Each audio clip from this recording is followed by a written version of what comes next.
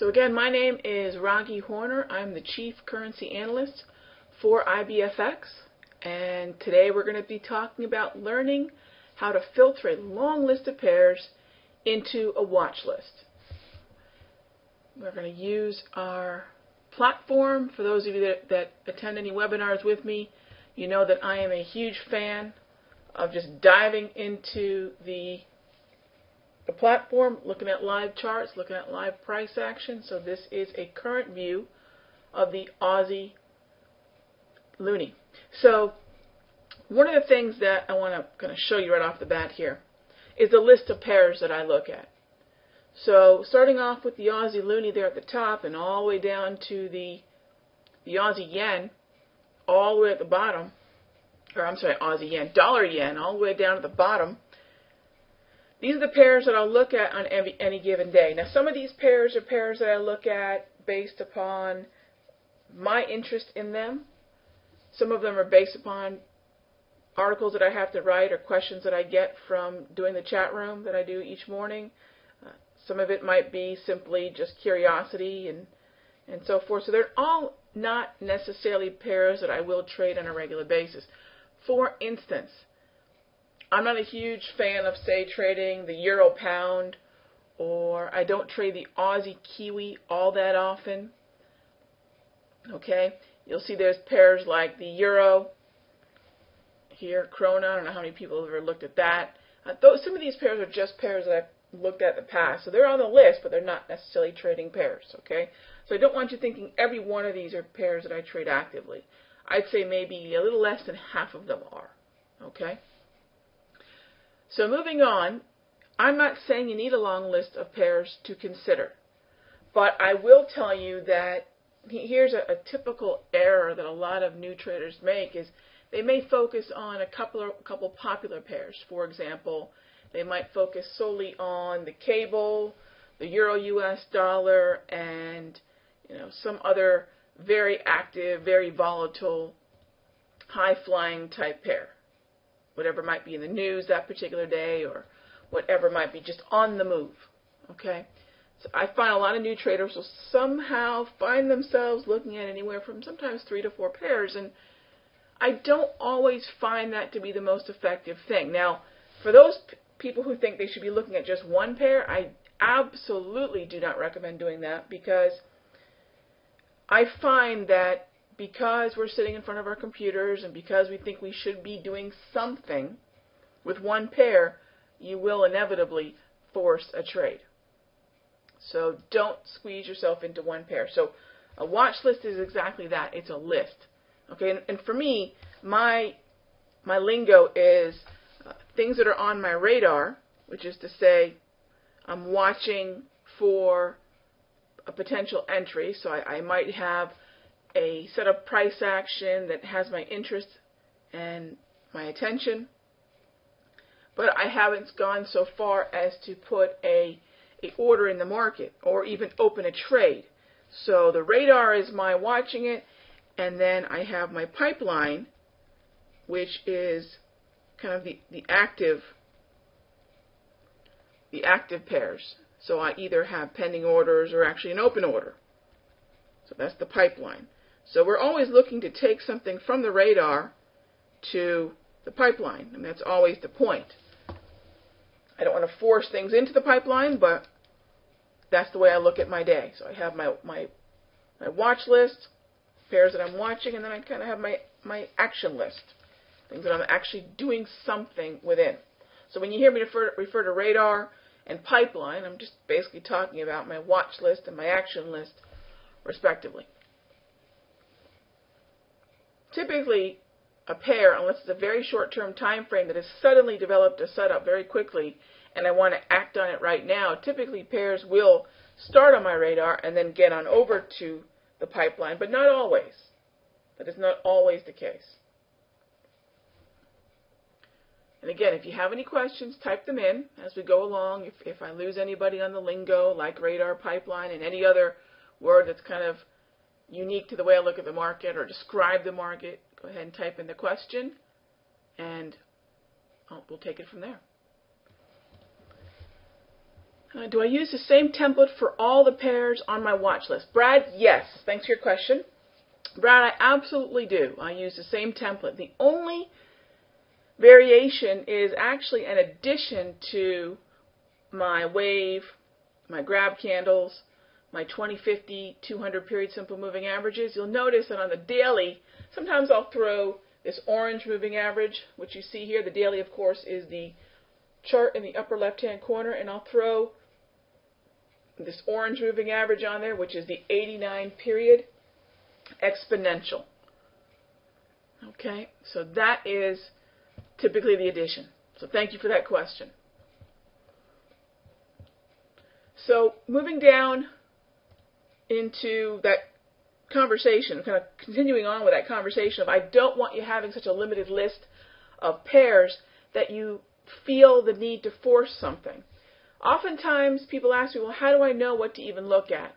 The easiest thing I think to do is, if you have a manageable list, and you really should have a manageable list, you shouldn't feel like going through the entire list is a chore. I've often felt that it probably would behoove me to remove some of the symbols on my list that I haven't looked at in a while. So I wanted to actually wait till tonight to do that with you all. I've been finding that there's a number of pairs on this list that I simply am not trading, and I can always add them again.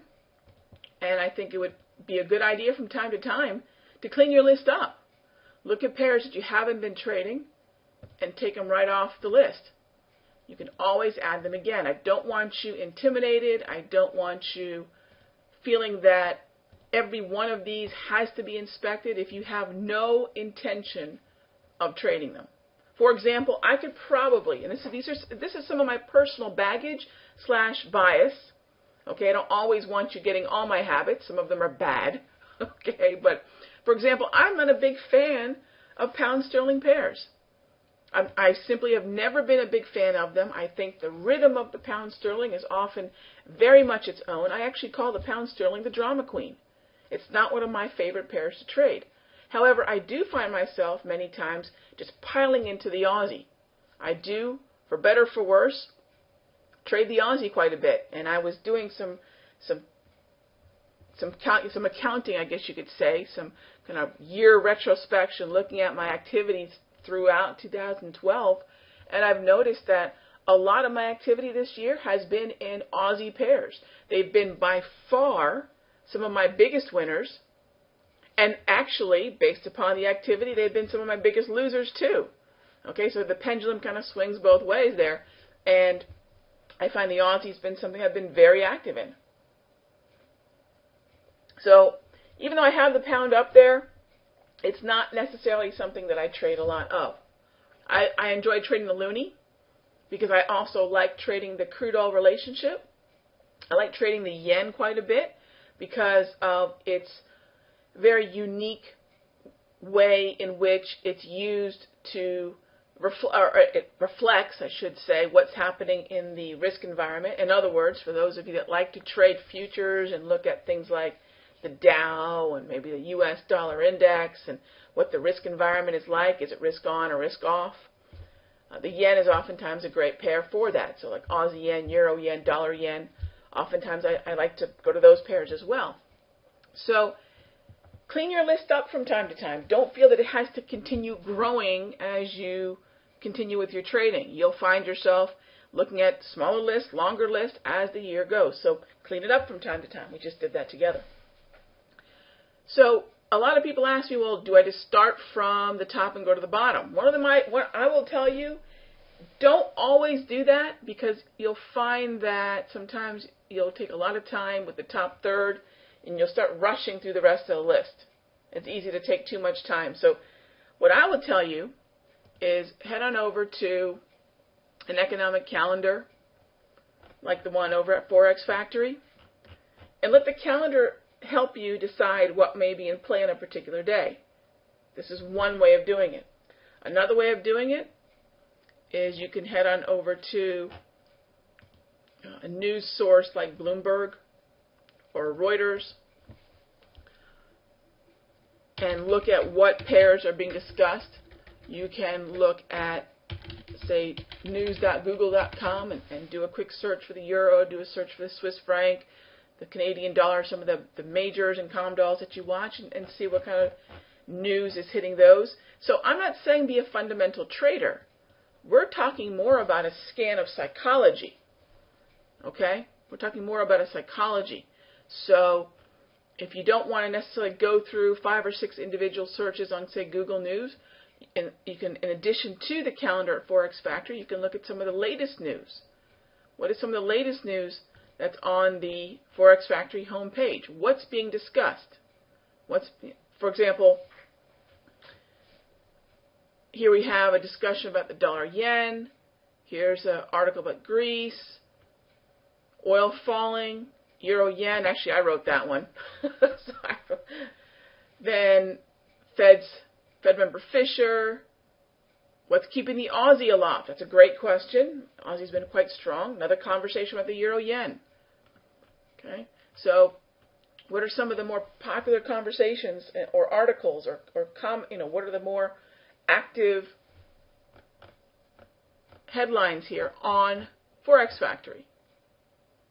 That's another way of looking at it, to narrow down your list. Or if you have a very manageable list and you have a way of getting through it quickly, just go through your pairs. And maybe you go through them, do one for the top, then do one to the bottom, so you don't find yourself wasting too much time, or I shouldn't say wasting, but spending too much time on the top half of your list and slowing down towards the bottom. Those are oftentimes very basic mistakes. I even find myself doing that from time to time. So what you want to do first, what you can do first, is do a quick scan whereby you make a couple very fast decisions.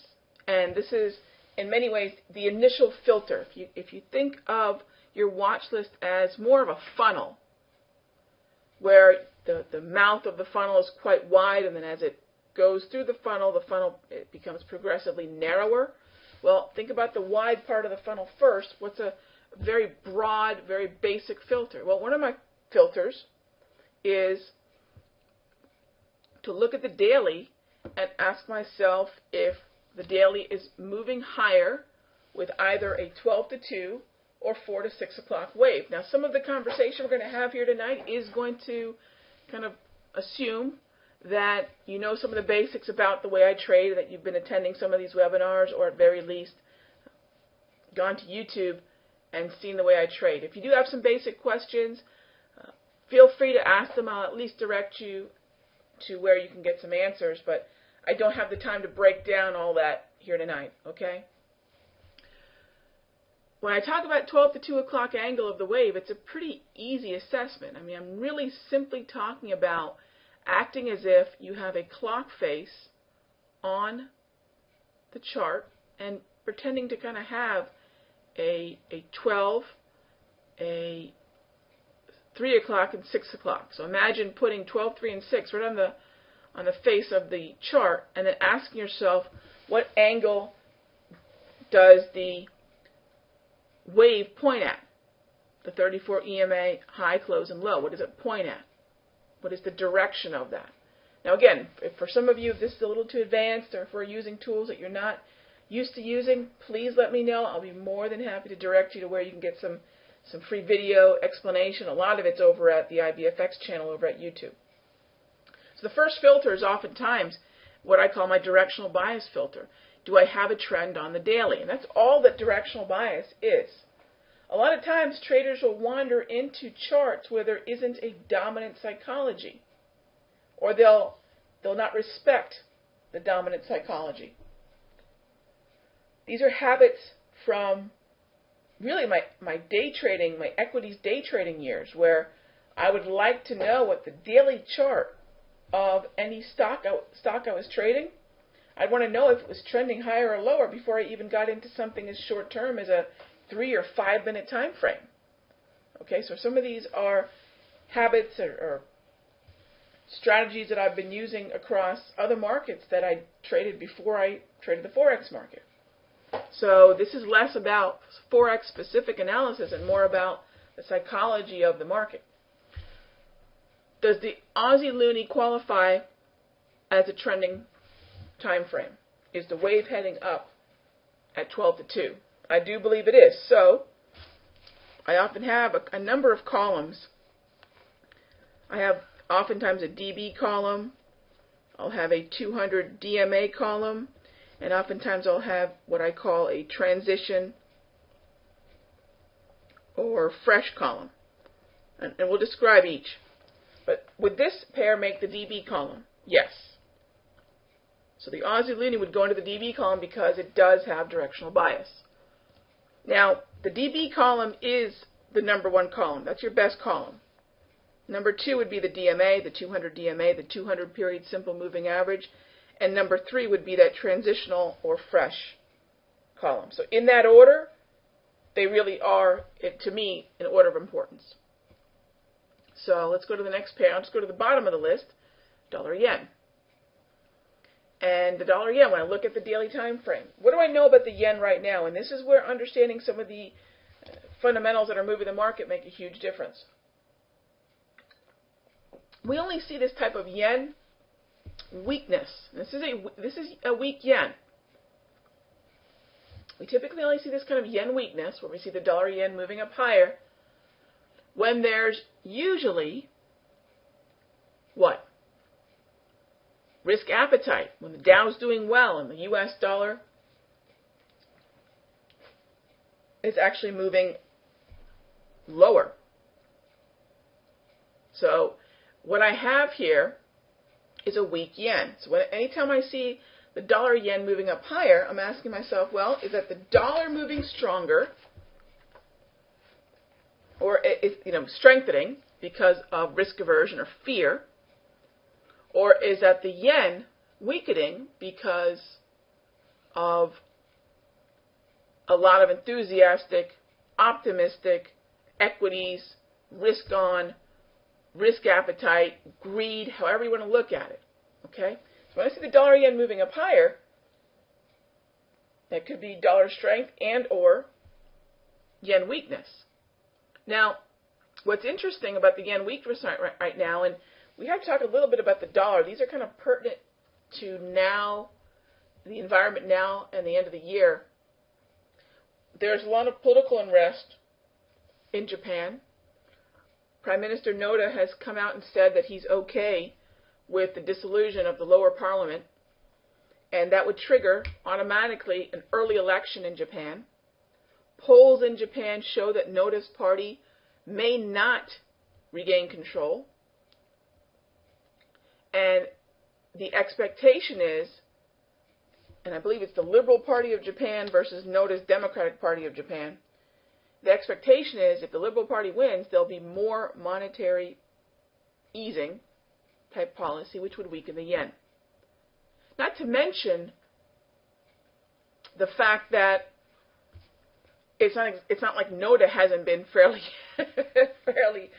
easy on monetary policy, but the expectation is the other party, if they win, would also be. Now, what's interesting is in times of stress, the yen doesn't necessarily weaken. When you look back to the last really stressful time for Japan, back when they had the tsunami and then the subsequent nuclear disaster and that entire tragedy that unfolded, if you guys recall, the yen was strengthening. So when there is unrest, don't typically expect the yen to weaken. A lot of times it does strengthen. Okay, so we know there's a set of fundamentals that are moving the yen that have nothing to do with the equities markets here in the U.S. And that means that the yen weakness is very much a part of that political issue in Japan. And we know the Dow has been struggling. Obviously, the fiscal cliff issue. I have to mention also, it looks like, and I've been writing down in my journal some ideas about what I think the Dow and dollar are saying. The dollar's suffering with the Dow. We can include the S&P into that as well, the closer we get to the cliff. So we might see dollar and Dow weakness going into this fiscal cliff psychology. So when I look at the dollar-yen, I have to remember that I'm dealing with a very prickly fundamental situation. Is this really a trend? It's moving higher, there's no question, but is this really a trend? No, it really isn't a trend. It's been moving in kind of stops and starts and fits, accelerating quickly and then just kind of consolidating. But I don't want to short this market unless I have a nimble, near-term, say 5-15 time frame. But when I look for clarity, would this make the DB list? No, it wouldn't. Is it north of the 200 period simple moving average? Do we have a very clear view of this market's reaction to the 200 period simple moving average on the daily? Yes. But if I do put the dollar-yen on that 200 DBA watch list, 200 DMA, daily moving average watch list, put an asterisk next to it and remind yourself there's a lot of political unrest and therefore uncertainty, which has then translated into, as you can see here, the yen weakness. So, gang, we're talking about charts, but one thing that I find a lot of chartists or technicians don't do is they completely bury their head in the sand when it comes to fundamentals. Now, I haven't always been as interested in fundamentals as I might be now in my later years as a trader, but time and experience have taught me that yes, while I build my trades with primarily price and secondarily technicals, I'm a chart hacker. Okay, that's the way I look at myself. And that means I have to respect all three types of, I guess you could say, analysis, but all three types of analysis potentially have an impact. We break through a particularly important psychological level like parity. That's price action. We break a 200 period simple moving average, or the 50 crosses the 200. That's technical, but it is impactful. We have fundamental data or economic data that's moving the market. We have to respect it. We can't ignore any of it. Okay? We can't ignore any of it. I'm not saying you need to look at all the technicals. I'm not saying you need to look at all different types of price patterns. Or I'm not saying you need to become a fundamentals expert. But you do need to understand what's moving a market. And oftentimes you're going to find it's one of those three things. Fundamentals don't always move a market. I think a lot of fundamental traders seem to think that's always the driver. I don't find that always to be the driver. Sometimes there is price action, order flow type momentum that could be moving a market in the near term.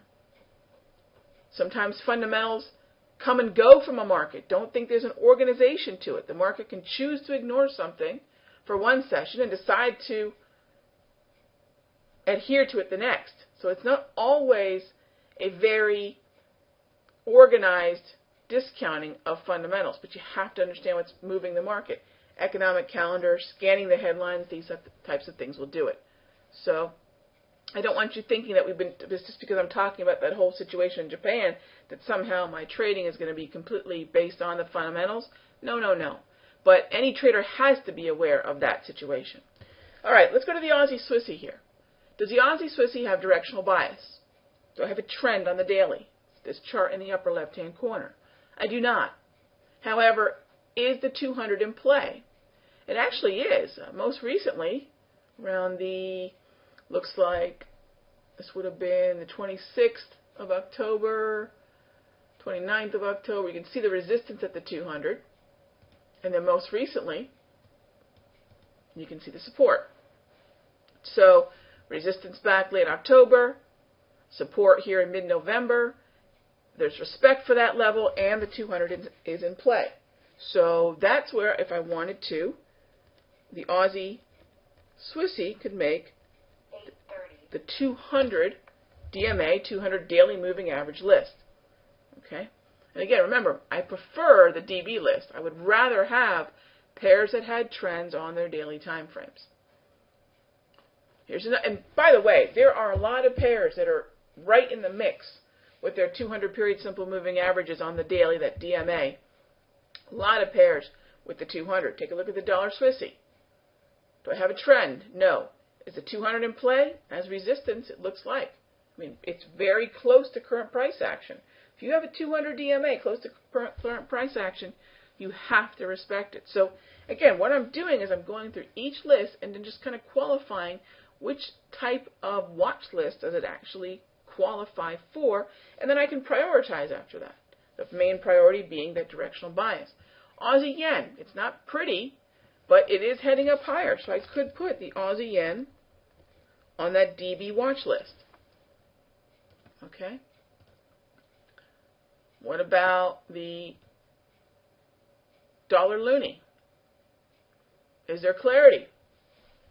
The dollar loonie is running in, doesn't have, not only does it have a trend now, an uptrend, but it also is dealing with the parity level. That's a major price-based, it's a price-based level. It has nothing to do with the technicals. Parity is that major quadruple double zero level. $1 US for $1 Canadian dollar. There is no more psychologically impactful a number on a Forex chart than parity. So I've got parity in play. I've got the 200 DMA in play in the same area, and I've got an uptrend. So I could put the dollar Canada on both lists. That makes it pretty, it's a pretty important thing to notice. There's a number of reasons why traders would be watching the dollar Canada. And it looks like parity might be support right now, interestingly enough. So the dollar loonie is a pretty interesting pair right now. Aussie US, and again, I'm just going down the list here. Clarity on the daily? No. Is the 200 in play? No. This pair, the Aussie US dollar, wouldn't make any list. I'm not interested in it at all. It's not on any of my lists. It's not on the directional bias list. It's not on the 200 DMA list, nor is it on the transitional or fresh list. That's my least favorite list. Kiwi, not even interested. Trend, no. 200, too far away. Although it might get there, and when it gets there, it'll get on one of our lists, right? Likely the 200 DMA list. But for now, it remains. So, your point here isn't to make sure that every one of your pairs makes a list. That's not the point. Your point here is to make sure that some pairs do not make a list. Even though I've given it 3 different ways to try to end up on my radar potentially, and then eventually into my pipeline, I don't want to force categorizing these pairs onto a list. Like, for example, here's a loonie yen. If we were looking at this 1, 2, 3, 4, 5 days ago, when we were doing battle with the 200 DMA here, I would probably have put in it, I would have made the 200 DMA list. Today, we've launched from it. It's not in play right now. We don't have a trend. It's not transitional. There's really nothing remarkable about this pair right now in terms of its daily. So, yes, a handful of sessions ago, it might have ended up on one of my watch lists. I'm pretty sure it would have ended up on the 200 DMA, but not today. Here's another pair. Here's the Swissy yen. I'm sorry, the Swissy yen, the Kiwi Swissy, the New Zealand dollar Swiss franc. We're close to 200. We're not actually doing battle with the 200. I could maybe put it on the 200 DMA, but we're not quite there. And again, it's not about making sure I put a bunch of names in my watch list. It's really about filtering things out. Okay? Too many times people want to filter things in. They want their pipeline chock full. I would rather cherry pick a little bit more. So maybe tomorrow, maybe Monday, maybe Tuesday, the Kiwi Swissy is going to end up on a list, likely the 200 DMA. But today, not so much.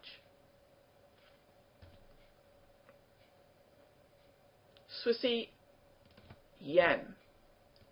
Does it make a list? No. Much like the loonie yen, a few days ago it probably would have. Today it does not. Now, if there is something about it that is catching your eye, like, for example, some of you, I look at the Swissy yen and say, yeah, you're not dealing with the 200, and yeah, you're not really trending really clearly. You're chopping, but gosh, are you making a double top here? That's kind of remarkable. That's something to make note of, and you seem to be sinking back down towards the 86 level. Well, that doesn't mean I'm going to trade you necessarily, but maybe I'll just jot you down, and next to the pair, I'll write down double top daily chart. Doesn't mean I'm going to trade it, and it's going to really kind of be on the fringes of my list. Like, for example, it's going to be kind of on that number 4 list where it's just something random. In this case, I have a Swissy yen double top. So I can just jot that down in my journal, so I have it to look back on. So that we move on to the Kiwi Swissy. We already looked at this, sorry. We can move on to the pound. Okay, pound US, the cable. Anything remarkable going on here? Well, both the pound US dollar and, while I'm at it, the pound yen, both these pairs have been dealing with, as you can see, the 200. But notice, a handful of days ago, I looked back on my journal, it was just going back to the 12th. On the 12th, I had both these pairs battling with their 200. Neither one could establish a whole lot of momentum below them. That means there's still a certain amount of bullish intensity and attention as we are above the 200. That yen news regarding the political unrest, I guess you can call it unrest or political, I don't even know what you want to call that. But the yen weakens sharply, launches off this 200. The pound yen really isn't in play in terms of any kind of opinion I might have about the daily, but the pound US, the cable, can go on that 200 DMA list. So again, a handful of days ago on the 12th, the pound yen was the 200 DMA list, as was the pound US. Here we're still doing battle with it on the pound US. So, by the way, it's pretty clear to see that when you look at how quiet the pound US still is and how the pound yen is launched, you can see just how much the yen weakness has affected a number of pairs. This move has really nothing to do with the pound sterling and everything to do with the Japanese yen.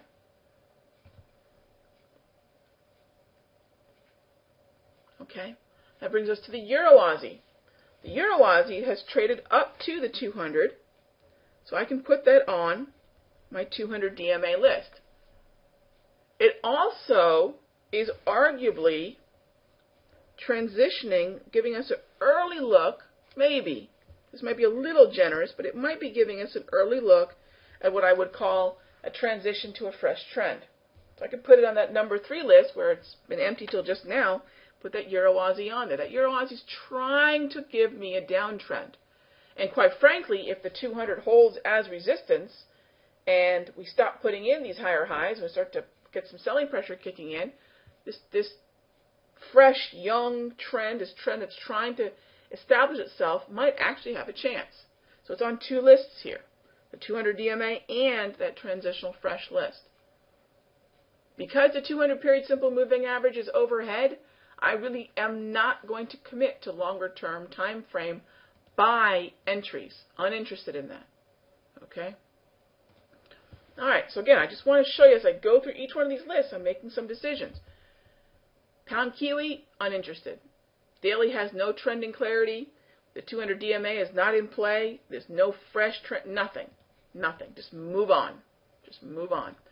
Euro Loonie. I was actually in this pair earlier this week. This is actually a great trading pair for me. I was short this pair as it was trading below the 200 period simple moving average. We've actually gotten back above it.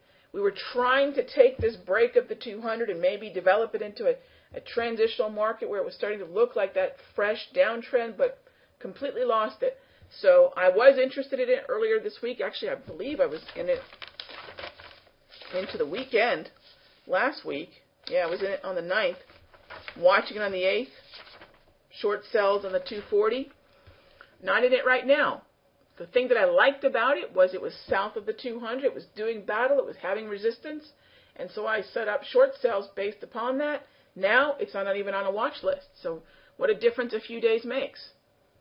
Okay, what a difference a few days makes. So that 200 DMA, that 200 daily moving average, the daily moving average on the daily time frame, made a huge difference in terms of why I was in it earlier this week and now why I'm uninterested. So again, that could have been on that DMA list earlier in the week, but it was part of why I was in the trade to begin with, but now not interested at all. So moving through the lists, let's go to and I talked about the pound yen already. I'm not interested in this pair now. Again, earlier it was doing battle with the 200 DMA, but not anymore, so it's not on my watch list. And by the way, can you rebuild a watch list every day? Could you do that? Yes. Could you do it a couple times a day? Depending upon the price action, sure. Sure. You know, the 200 period moving average on the Euro US was in play for the better part of the end of last week and this week. We actually have just launched above it now, and that completely changes the sentiment and the opinion of this pair, because when you get above the 200, I'm not saying everything is bullish and everything's roses now for the Euro US, but it is a very different stance to be above the 200 when you're in close proximity to it than when you're below the 200. Is it in play right now? No. It may be tomorrow, in which case, if we're trading closer to the value of that 200 period simple moving average on the daily, I could go ahead and put it on that watch list. But one of the problems I'm having is my directional bias watch list is very thin, and my 200 daily moving average watch list is quite heavy. That's the number two. It's not as good as having a trend on the daily. It's number two. Remember I said we have three types of lists: directional bias, 200 DMA, that transitional fresh, and then just kind of the random, double top here or triangle there or Fibonacci retracement, random things that would end up in kind of a number 4 miscellaneous type of list. And that is in order. I would prefer to trade charts with the directional bias. Second to that would be charts that are dealing with the 200. Then would be charts that are transitional or looking at a fresh trend. And then finally we have that miscellaneous list. Okay, the further down that 1, 2, 3, 4 we go, the less interesting that pair is to me. Okay? All right, so let me go ahead and start to wrap up our conversation here by tackling some of the questions, and I hope you could see how I make some of these decisions on a regular basis. Much of my trading over the past few weeks has really been based on the 200 DMA, because that's what's been most actively in play. And I'm not saying that's a bad way to go. It just isn't as good as having directional bias. And by the way, it's been very volatile. And I won't tell you that it's been a very easy month. There's a lot of volatility. Fiscal cliff, this new drama coming out of Japan. We had the election to deal with. I mean, there's a lot of drama. So there isn't a lot of clarity in the market. We have a lot of volatility, a lot of sudden moves, a lack of organization. So it's been a challenging month. Okay, so let's tackle some questions here, and we'll start wrapping up our discussion for the evening or the morning, or whatever time it may be wherever you are. Okay, so how do I manage to put daily, 4 hour, 1 hour, 30, 15, and 5 on the same screen at the same time? I've just built templates. This is Kay Morgan's question. I actually just built a template where I've just opened 6 new charts and sized them and created a single screen for them. That's what I've done. And then I create a profile every time I do that. So I open up 6 charts. I put whatever studies I want to put on them. I have them all the same symbol, as you can see. And then I go into the profiles and I save the profile. So really what I'm doing is I'm jumping from pair to pair, is creating a new profile for each pair. And I have those same 6 charts set up the same way, same template, so I can jump from chart to chart. So those are individual profiles. Okay, so thanks for that question. So yes, Nelson, when we're talking about the yen, and whether that be looking at the euro yen, whether we look at the dollar yen, or whether we look at the Aussie yen, we see yen weakness across the board. Absolutely, absolutely. So for most of the yen pairs, I can't think of an exception. The yen is the driver of the movement. A lot of people think that both pairs have to be moving to move the pair, both currencies of the pair. Each individual currency doesn't have to be moving for the pair to move. Sometimes one might be flat and the other one's very dramatic. Sometimes they both are moving. But in the case of the yen right now, absolutely, the yen is the driver and sometimes the sole driver of the movement in the pair. Absolutely. Okay, what about the pound and Aussie, the pound and the euro Aussie 2 days ago on the daily? This is Carrie's question. The pound Aussie and the euro Aussie 2 days ago. So 2 days ago we were heading down lower and we reversed. So I guess you're asking why the resiliency in the cable suddenly, or why the weakness, might be a better way of looking at why the weakness in the Aussie suddenly.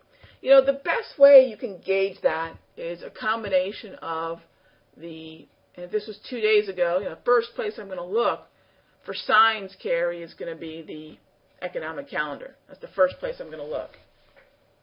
So was there anything going on the 13th, or even going on coming out of the 12th, that would have changed sentiment for the Aussie? Is there anything that would have made the Aussie suddenly start to re-strengthen? Okay. Obviously, you can look for any sign under the euro and the pound sterling as well. That's the first place I would look. If I don't see anything that catches my attention as to why there might be some sort of sudden reversal on the daily, maybe it's not the Aussie, maybe it's the euro. Again, look at the economic calendar. Then I would go look at the headlines. So I'll look up the Australian dollar on Google News. That's the second part of what I would do. Okay? A huge part of what happened on the 13th, however, was the rumor, if you all recall. And this is why it's so great to have a journal where you take notes of what you observed that day. And a big part of the price action on Tuesday was the market psychology surrounding the euro, specifically with that early morning rumor rally in the euro based upon the Greek aid 44 billion euro package. If you guys remember that was a big part of the euro rallying. Suddenly people thought, yes, it was approved and a done deal. The Greeks were going to get that 44 billion package, if you recall. Now, what was interesting is the euro was rallying despite a huge miss in the German ZUI, the ZEW, huge miss in that number earlier that morning. So the data coming out of Germany was terrible, but there was this rumor that the Greeks were going to get this money, and the euro just took off. So that was the big part of Tuesday. I have notes here, and I'm pretty specific about my notes. By 8:45 a.m. Eastern on Tuesday, and again, this is Carrie's question about what made the euro move or even the pound move. I don't have a lot of data surrounding the Aussie here. I think most of my notes here are very much euro-based. That by 8:45 a.m. Eastern, the euro pairs had actually given back about half of the rumor rally, and by 9:15, just a half hour later, on, for example, the euro-US, it had taken all of the rumor rally back. Okay? So I don't see a lot of notes here that pertain to my making any kind of observation about the Aussie being a driver. I think in this case it could have been that Greek rumor rally. Okay? So sometimes it's going to have to be things that are maybe not on the economic calendar, but that are fundamentally shifting psychology. Okay, so thanks for that question, Carrie. All right, let's see. Another question here. Do I trade the 1 hour chart, the Aussie-US, because the daily is lacking directional bias, or is it tradable? Aussie-US, do I trade the 1 hour? Well, if the daily directional bias is hideous, and this is about as ugly a daily chart as we have right now, does that render, and Andy, to your point, does it render the rest of the time frames kind of irrelevant? Well, no. Even, what I got to ask myself, though, is, do I really want to spend time looking at a pair where there isn't a lot of clarity? If you're interested in playing a particular economic release, or you think there's a piece of news that you think you've got a good play on, that's one thing. Still, I don't think that overrides the fact that there's not a lot of clarity on the daily, so I'm not going to put a lot of time into trying to determine if there's a way I can trade the Aussie-US when I know there's other ways that I can trade the Aussie with directional bias in the Aussie-Loonie or the Aussie-Yen.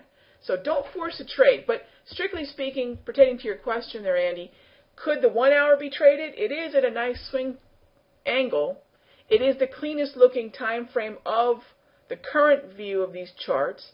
It is the exception to my shorter term time frame rule when the daily's in chop. So I guess yes, strictly speaking, yeah, we could look to the 1 hour for an entry. Yes, if I wanted to take advantage of Aussie weakness against the dollar, this would be the way. But I will then at the same time ask myself simultaneously, if I want to take advantage of Aussie weakness, can I also do it maybe better on the Aussie loonie or the Aussie yen? If it's something strictly on the Aussie US and I have to take it, sure, with my back against the wall, I will say yes, the 1 hour is a viable chart to look at, but I'm not sure I like anything on this pair, and I hope you can see kind of the balancing act there. Okay, so yes, to answer your question, Andy, great question, great eye, good swing environment there, but gosh, that daily is ugly, I have to say, and it just, I have to think there might be a better way to trade the Aussie than against the US here. Let's see. Do I find any particular oscillator that seems more fitting than others? For Forex, Brad, no, I use specific indicators in specific market trends. For example, if I'm looking for momentum, I'll focus on, say, MACDs for overbought, oversold. I'll look at a stochastic. For trend reversals, I'll look at a CCI, but I don't want to stray too far from our topic here. But yes, I actually have a number of indicators I look at, but each one that I just mentioned has a specific market trend that I use them within, a specific market trend that I'm interested in looking at their opinion. For example, if a market's trending, I really could care less what a stochastic has to say, right? But you did mention oscillators, so in terms of oscillators specifically, and I think you said oscillators, right? Yeah, so in a choppy market, I do like a stochastic. That I do. And in a transitional market, where a market's going from a trend to possibly a reversal, I like a CCI. Okay, but those are secondary tools. They're not the primary decision driver. Okay, David asks, once I've created my watch list, what do I do with them? Do I look at smaller time frames? And that's a huge question, David. I mean, obviously, the questions you guys have coming here today are fantastic. I mean, I could spend the next 4 hours answering them because it really starts to encompass everything that I do as a trader. But that's a terrific question, David. So once I have a list and I could prioritize what I like best, then yes, I start to dive into the daily. I start to dive into all the time frames, and I look for market clarity. That's what I'm always looking for. Which time frame is telling the story best? And ideally telling the story best where the daily time frame has a trend, and ideally where that intraday time frame is moving in the same direction as the daily. So that's what I'll start looking for, all those little nuances. Where is the clarity the best? Where do I have continual green or red grab candles? Where do I have a nice, smooth, established wave? Where might there be psychological levels in play? That's when we start looking at all the little nuances. But ideally, I'll start with that directional bias list, which, again, is very short. Personally, I've been working a lot on the 200 DMA, in some ways to somewhat disappointing results because of the choppiness that you have in a non-trending pair with a non-trending daily time frame. But if I have a DB, I'll go with those pairs first, which means prioritizing right now Aussie loonie, Aussie yen, Aussie dollar loonie, and looking for clarity on those time frames, 5, 15, 30, 60, looking for which one is telling me the best, clearest story. Okay? Market clarity. Thanks for your question, David. Terrific question. Using Fibonacci, where should price be in oil? Okay. Thank you for your question, Yaguba. I hope I pronounced your name right. That's just, tonight it's really off topic. If you wouldn't mind, I just don't want to get too off topic here. We do have video on Fibonacci in the Interbank FX videos section over at YouTube. So I hope you'll forgive me. It's just super off topic here. I would have to really get into a whole discussion on Fibonacci, and quite frankly, that merits its own webinar, to be honest. The settings, the tools that I all have over at the Interbank FX channel, Ed, this would pertain to your question as well, my friend. Definitely the videos that are there cover my setup, my chart setups. Yes, absolutely. Jim, to your question there, yes, all these will be available. This video will probably be available I'm guessing probably by the weekend or maybe Monday latest over at that aforementioned YouTube channel, okay? Actually, I think you were maybe answering somebody else's question. So if you're helping me out, thank you there too. Okay, let's see. I like the idea of a filter list. The thumb on MT4. Oh, okay. So I like making little notes to myself. If you want to insert a thumb or an arrow, just go to the shapes, go down to insert, go to the insert heading, drop that menu down, go to arrows, and you can see all the little cool things you could draw all over your charts. Okay. Am I using EMAs on this chart? Yes. If anyone's interested in the moving averages that I have, at first it could seem very busy. I do agree. I do understand that. My eyes kind of focus on what I need to focus predominantly. I know a lot of traders, when they're just getting familiar with my wave, what they'll often do is they'll thicken up the lines of the wave specifically just to kind of differentiate visually their importance versus the importance of the other moving averages. Okay, that's one way of doing it. Okay, so yes, I have a lot of moving averages on there, but my eyes now automatically kind of compartmentalize, and I look at the wave and I can kind of ignore everything else, or I'm looking at my grab candles. I do acknowledge if I was a new trader looking at this years ago, I probably would have gone, what? I agree. A lot of new traders will simply use my grab candles and they'll forego the wave. You know, if something is distracting to you, you don't have to take it off your chart, okay? But what I will say is you can make your chart a little easier to read. So what you could do is perhaps make the, let me show you what I'm talking about here. What you could do is make the colors just less distracting. So maybe in the very beginning, as you're getting used to the grab candles, you might turn your wave just white, just get it out of your sight. And that's fine, you know. Maybe you just want to look at the grab candles. So you clean your chart up. See how much different that looks? All I did is I went into the indicator and just turned the red, green, and blue into just white. So now I've got my grab and my 20, 50, and 200 DMA. If you want to clean it up even more, you can go into each individual moving average. Again, I'd rather you don't delete them, because eventually I want you to look at all of them, okay? So you could look at each one and leave the 200 on there. I mean, that's pretty simple to look at, right? And there's a grab candle. So you have a look at momentum, bullish, bearish, and neutral momentum, and a 200 period simple moving average. Okay, so you don't have, if it's confusing, take baby steps into each one. You know, maybe you'll look at the 200 and the grab candles for a while. Okay? Again, this 200 is just a 200 period simple moving average. Maybe you'll add in the 34 EMA on the close, so you have the middle line of the wave. You know, I don't know what's going to be comfortable for you, but you can find it by just kind of making those lines invisible for a little while. And all I did was turn them white. So they just kind of sink into the background. And when I want to bring them up, I'll change their color again. Okay? All right. So let's see. Again, I appreciate all your questions here. Thank you so much. Let me just make sure I can get through as many of them as I can. If there's content that's available at the YouTube channel, I'll direct you there. If you have questions, technical questions about setting up the charts, if you guys don't mind, I'm just going to direct you over to customer service, because if you want to set up a multiple chart layout, I mean, all you're really doing is going to File, New Chart, and you're doing that 6 times. That's all you really are doing. You go to File and New Chart, and you do that 6 times. Once you've got 6 charts, then you just kind of arrange them, and that's all I did. I arranged them here. Now, unfortunately, on this platform, at least for me, I've never got the tile horizontal or tile vertical to give me this particular look.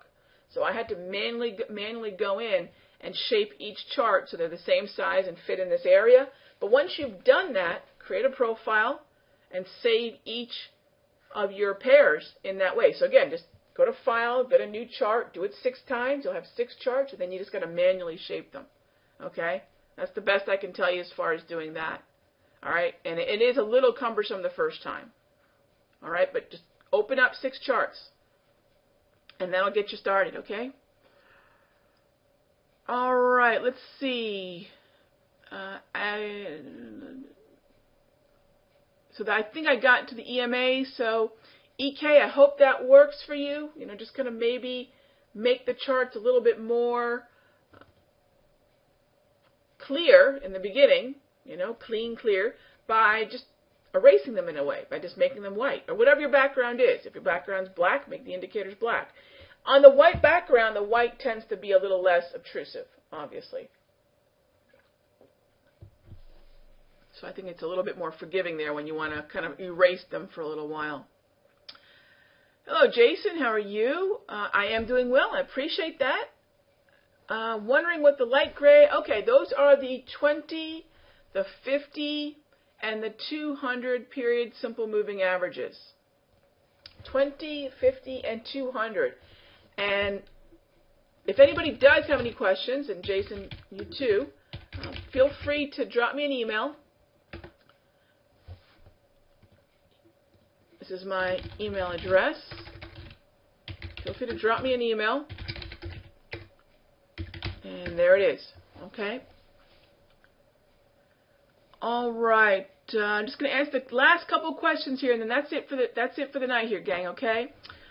Brad, I hope. Okay, you asked about the ideal chart with the 200. Can I show an example of my ideal chart with the 200, or draw one that demonstrates exactly what I like to see off the bat? When it comes to 200, Brad, I just want to see that price action is close to it. That's it. In other words, that it's in play, that it's reacting to it, that there's a high or a low or a wick that's hit it today, you know, quickly. That's what I'm looking for. Yeah. So if the 200 isn't right where price action either has been very, very, very recently, or if it's not in it right now, I'll just move on. Kind of like the way we were contrasting the pound yen versus the pound US. The pound US, the 200's in play. It's right at it. See that? It's right at it.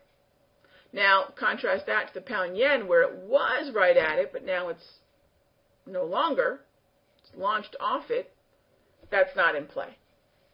Yeah, does that make sense? Okay, cool. Yeah, sometimes I know my lingo and whatnot can throw you off. I hear you. So thanks for the question. I appreciate it. Okay, last question for the night.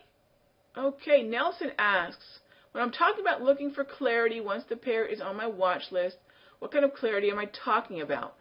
You know, Nelson, that again, it's a whole other conversation, but suffice to say, and I'll just kind of let you guys get an idea of the criteria. I call it my clarity criteria. And what I'm looking for is a wave that is smooth.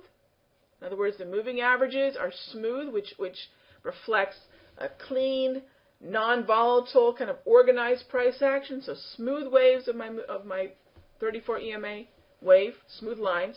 I'm looking for it to be established. In other words, it's been moving in that direction for some time. That's kind of subjective, but I want to know the difference between one that's just started moving up or down versus one that has been doing it for a little while, like say this 1 hour pound yen. And the last criteria is respect. In other words, if there have been corrections and prices have moved down to either the wave itself or maybe the 20 period simple moving average or bounced or corrected to that area, did the wave act as dynamic support in an uptrend or dynamic resistance in a downtrend? Again, was it respected? And that is what I call my clarity criteria. And I know we have content on that over at the YouTube channel. Okay? Clarity criteria. All right. So everyone, thank you so much for joining me. Terrific questions. Really, we could have easily had a 2.5 hour discussion here today. Easily.